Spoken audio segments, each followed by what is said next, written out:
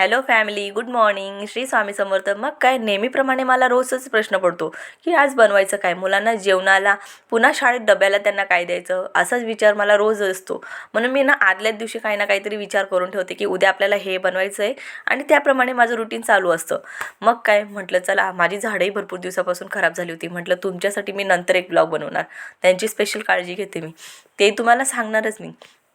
मग तुम्हाला काय, सकाळी मी आदल्या दिवशी सकाळी 2 वाटी तांदूळ, 1 वाटी मुगाची डाळ, 1 वाटी चण्याची डाळ आणि 1 वाटी पोहे, जे की छान स्वच्छ 2-3 पाण्याने त्यांना धुवून काढली होती. धुवून वगैरे झाल्यानंतर पुन्हा मी त्याच्यामध्ये छान पाणी वगैरे टाकलं. भिजवस्तोवर पाणी टाकायचं त्याच्यामध्ये, मग ते दिवसभर भिजवायचं. पुन्हा संध्याकाळी मी 2-3 पाण्याने धुतलं आणि मिक्सर जारमध्ये छान आपल्याला पाहिजे तसं मिश्रण बारीक करून घ्यायचं.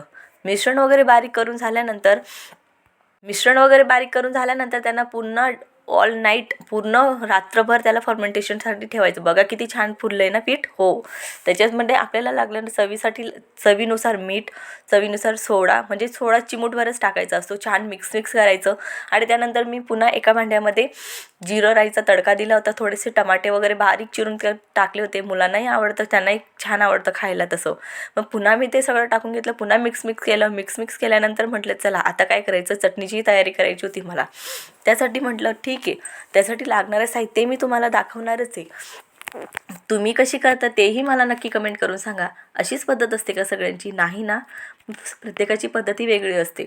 मग मी त्याच्यासाठी थोडेसे खोबऱ्याचे काप टाकले. पुन्हा लसणाच्या पाकळ्या, आलं, लसूण, हिरवी मिरची, पुदिना, जिरं आणि चवीनुसार मीठ वगैरे टाकलं आणि थोडेसे शेंगदाणे वगैरे टाकले, जे की माझ्याकडून स्किप झाले होते. पुन्हा त्याच्यामध्ये मी 2 किंवा 3 मिरच्या छान बारीक तुकडे करून घेतल्या आणि त्याही मिरच्या टाकल्या. छानपैकी फोडणीही दिली चटणीला, जिरा राईची फोडणी वगैरे दिली. पुन्हा मस्तपैकी इडली पात्रामध्ये मी तेल वगैरे लावून घेतलं. छान मिक्स करून घेतलं. पसरवून घ्यायचं. अप्प्यांचं मिश्रण त्यात टाकायचं. दोन्ही बाजूनी छान परतून घ्यायचे. बघा माझी मुलं किती चव घेत आहे ना. मग तसंच सगळ्यांनाही दिलं मी. Bye bye.